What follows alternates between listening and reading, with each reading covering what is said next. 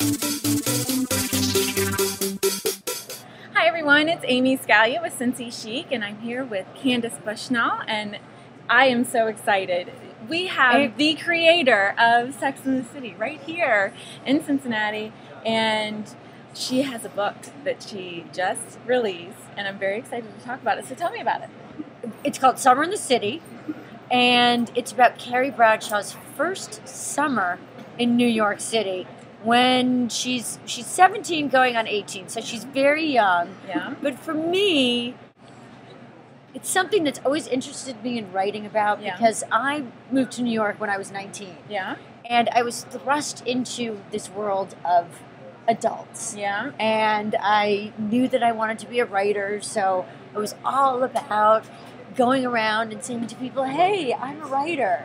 And it's really about how Carrie Bradshaw begins to find herself, and we see her turning into the fabulous Carrie Bradshaw that we all know. That we meet in Sex and the City. So this is actually kind of a prequel to Sex and the City.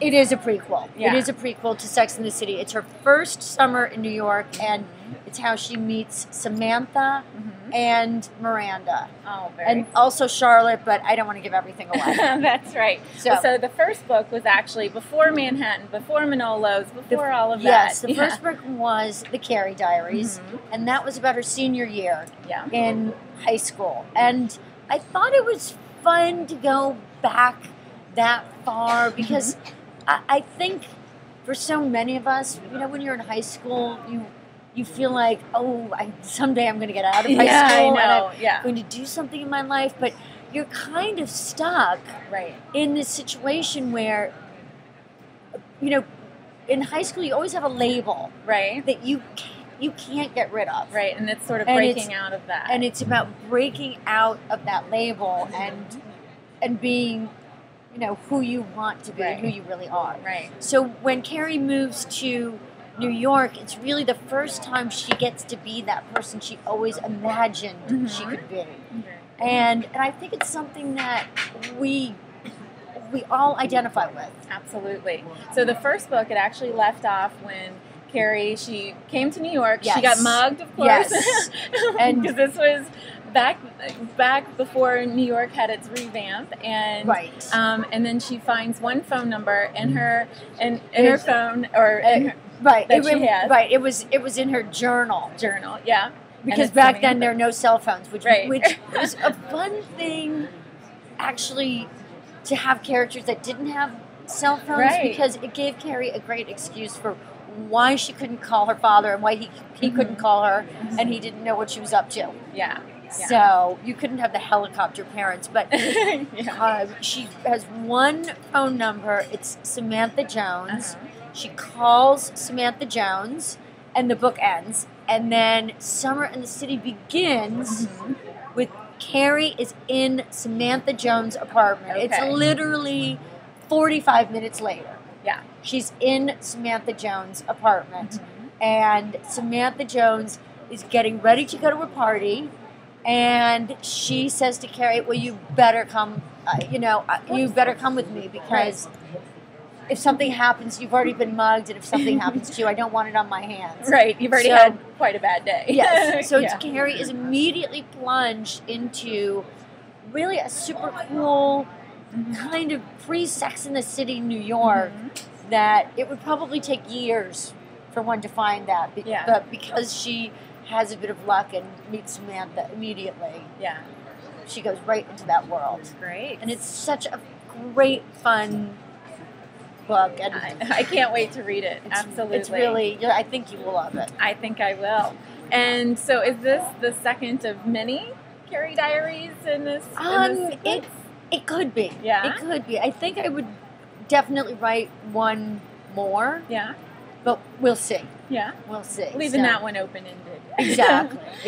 Well, I have a few questions that we got from our Cincy Chic Facebook page. Great. And so some of our readers wanted to ask a couple of questions. And the first one is, of course, about shoes. So how many pairs of shoes do you personally own? I don't know. I really don't know.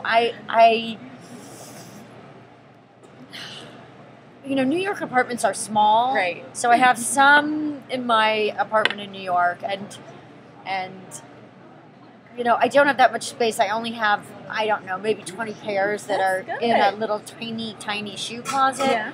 Then I have a lot of pairs that are up in a closet, and then I have more pairs that are kind of in my attic. Just shoes everywhere. This sounds like me. I've got them in drawers. Yeah, I've got them there, and then I always keep them in their boxes. For a long time. Yeah. And that takes up even more. It does. And my husband's always saying we get rid of those shoe boxes. So. Well, we have another question, and another one. That question is about which character do you relate to most? Well, I relate to all of the characters, but I would say that the character I resemble the most would be Carrie Bradshaw. That character I did create in 1994 when I started writing Sex and the City, and the character Carrie Bradshaw was my alter ego. Yeah. And really, for me, because I didn't want to write Sex and the City in the first person, Carrie Bradshaw was basically it was a name. And the character was basically me. Yeah.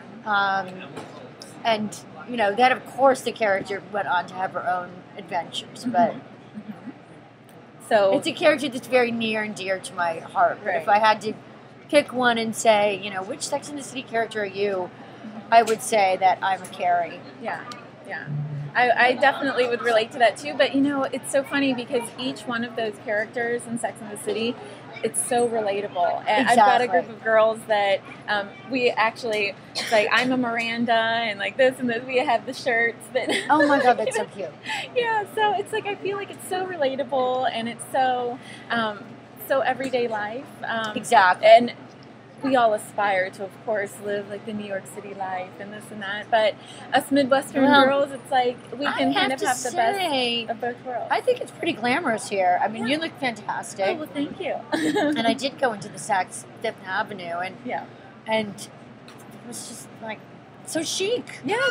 Well, we like to think so, and Cincy Chic is hopefully a big part of that. It is. I see the Cincy Chic everywhere. Oh, good. So.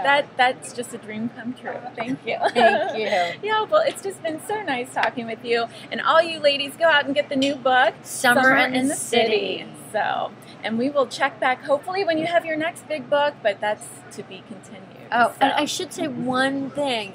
For people who can't make the signing but would like a signed book, if you go to my Facebook page, if you send a self-addressed stamped envelope, I will sign a bookplate to you. Wow. And we'll mail it back to you, and you can have a signed book. Perfect. So, and it's a really, really cute book. It's pink. It's of great. Course it's pink. It's adorable. So can't wait to get my own. We should hold it up. We have an example.